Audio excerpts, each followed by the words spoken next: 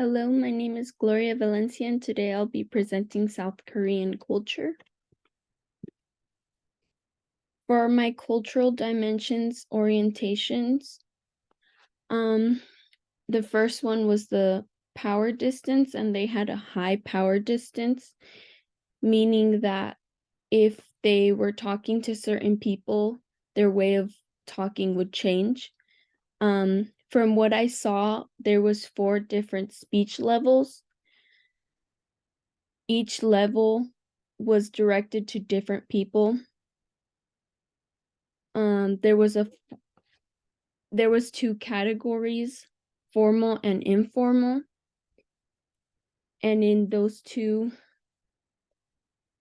the endings of the words, like in their speech, would change depending on who you're talking to.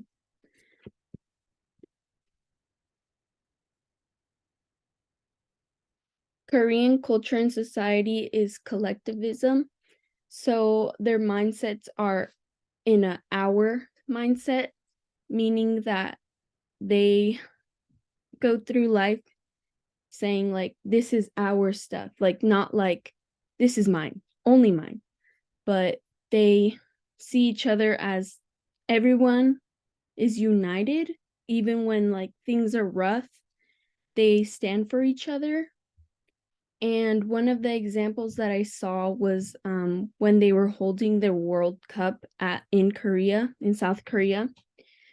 The people would go outside and they would be cheering, and there was just a bunch of lights, and it just showed that they're just very united in their country. Like they want to be there. They enjoy sharing those moments.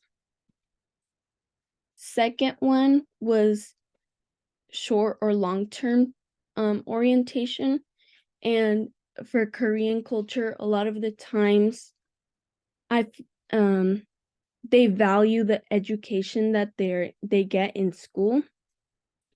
They have a very good educational system. I even had one of my teachers in high school, she taught in a high school in Korea before she came to the United States.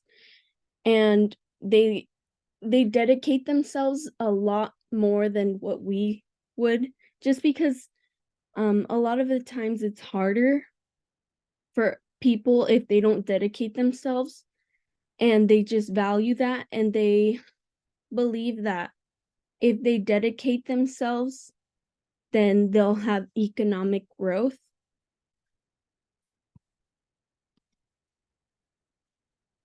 For communicating with Korean people, it'll sometimes be indirect. So when talking to them, they might not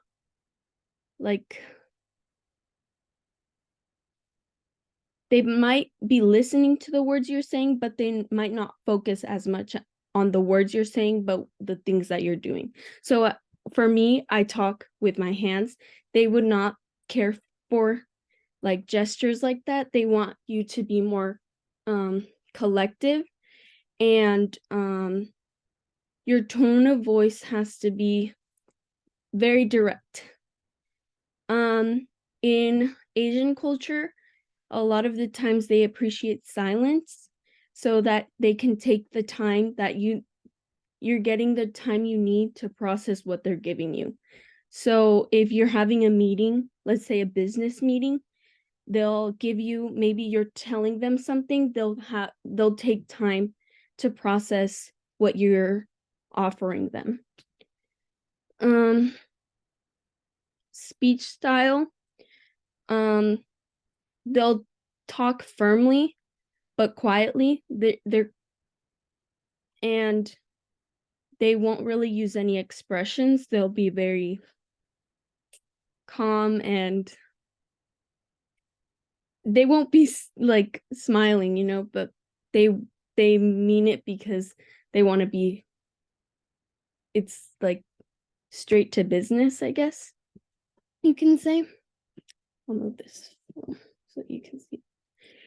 And then nonverbal gestures would be the eye contact. So like if you're having a conversation with someone and it's like friendly and it's not like anything confrontational, they want to have that direct eye contact. But if you are having, like if you're being scolded or like with children, if you are getting in trouble, you would want to put your eyes like maybe to their, so you're not looking directly into their eyes, you're looking more downwards, so that like they said that it was just so that you give them the respect because they're teaching you, like they're teaching you a lesson. Pointing, I found this funny, like they don't use fingers, they use their whole hand. So if you're like, oh, go this way, they want you to point with your whole hand, not just one finger, your index finger.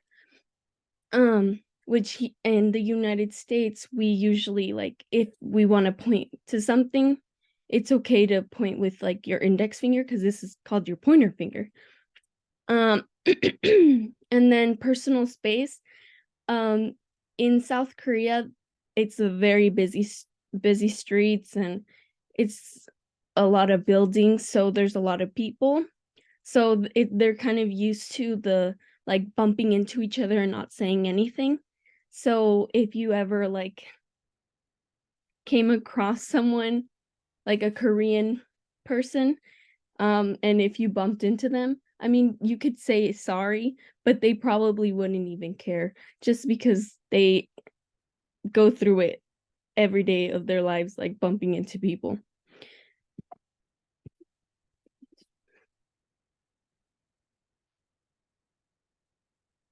For the three foods that I chose, the first one was kimchi. Kimchi is like fermented cabbage with gochujang, which is red chili flakes or red chili paste.